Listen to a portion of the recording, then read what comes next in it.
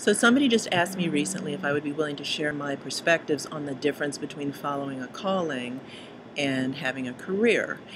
Since I've worked from both places, in the beginning of my career and for 13 years, I followed a career path, a preset and well-defined career path. And then at that point, I took a flying leap, flying leap of faith to follow a dream. And for the past 10 years and 5 months now, I have been working from a place that I would consider a calling and have achieved some really remarkable results.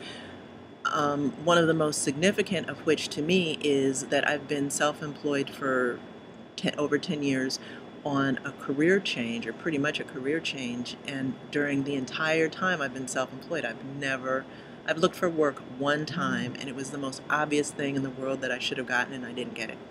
So God has a sense of humor.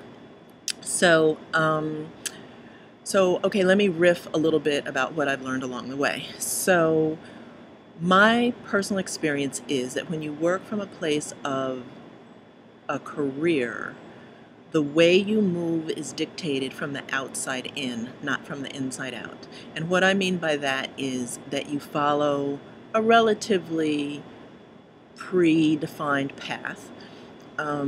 So your career has a name, and when you're in this career, there's certain things that you do. So you start here, and your goal is to progress through increasingly responsible positions until you end up wherever you envision yourself.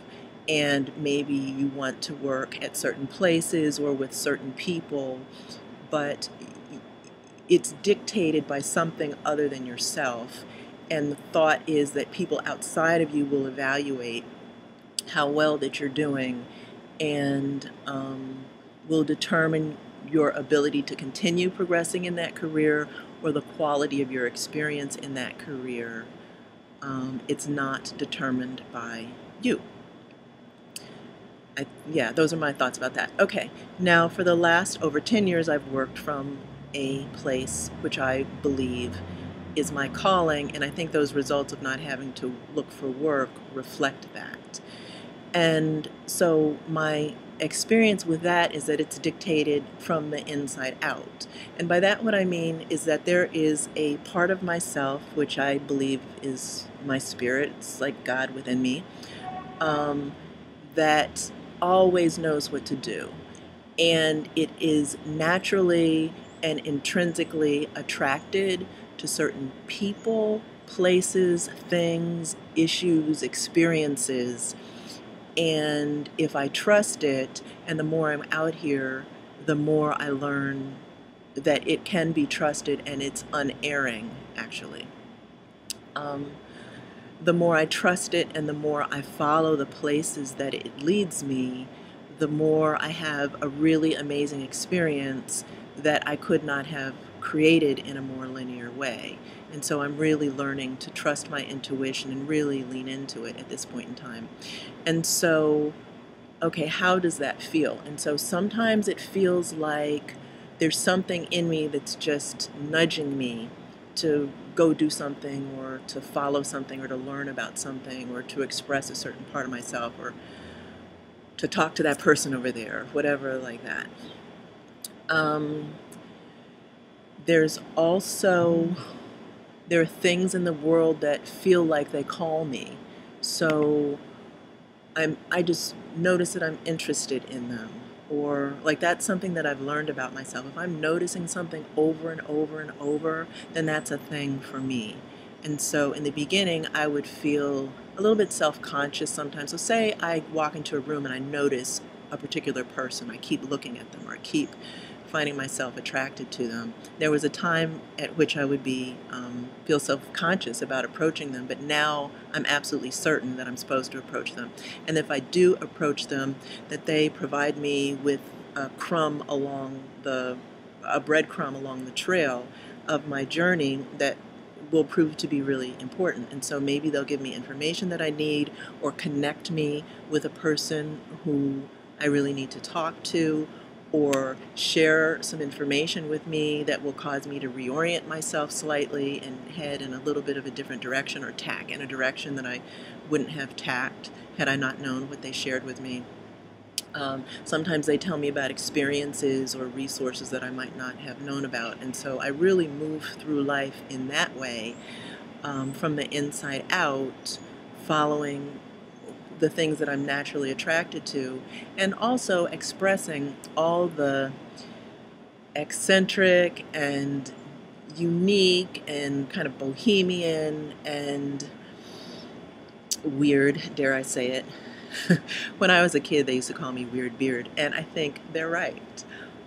Um, so as I lean into my eccentricities, the way that I'm weird, the ways, it's plural, the ways in which I'm weird, as I lean into those ways, I really find that they're a thing, and that they place me on a path through the universe that has my name on it, that only I can travel because it requires me. And by that, what I mean is that the job description, so to speak, is to be the best version of Hillary Beard that I can in all her flaming eccentricness, right? And that if I do that, I will find people on the path who have been just waiting for me, and have opportunities for me, or want to share or work or collaborate with me. I have amazing experiences. I have an amazing work life. Um, Meet amazing people. I have just an incredible community of friends. And I find that I then live in a community of like-minded people who reinforce my values, as opposed to a community of people where I don't fit in because I don't quite share the values.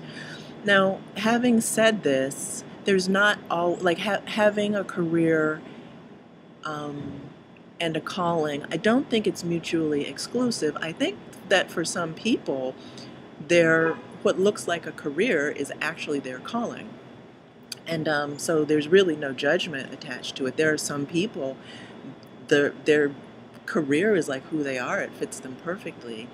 And I think a career can be an important kind of way station, or part of the path to a calling, or within a calling. It can be like a subset of a calling. And so if you're in a career right now in which maybe you're a little uncomfortable or not quite satisfied, or you're dreaming of something else, it's actually okay. If I were you, I would learn everything that I could while I'm in that career. I would avail myself of all the resources that are available in that career. And I wouldn't beat myself up about it, but I would be pursuing a parallel path toward my dream. And I think, this piece is really important. So I think spiritual work is really important. And sometimes we do our physical work in the world before we do our spiritual work. And I think that's backwards. I think if we do our spiritual work first, it will kind of collapse the amount of physical work that we'll need to do. You still need to work hard. It's, kind of the way that I live is sexy in some ways, but I work really hard. But it's with a different quality. It's with joy, and I'm working for me, which produces a really, and on things that are really important to me, which produces a really different quality of experience than when you're doing things that you don't enjoy so much. So those are my thoughts right now about a career versus a calling. I hope you find them helpful, and that they give you a measure of peace and joy, and perhaps some direction as you attempt to figure these issues out for yourself. Thank you.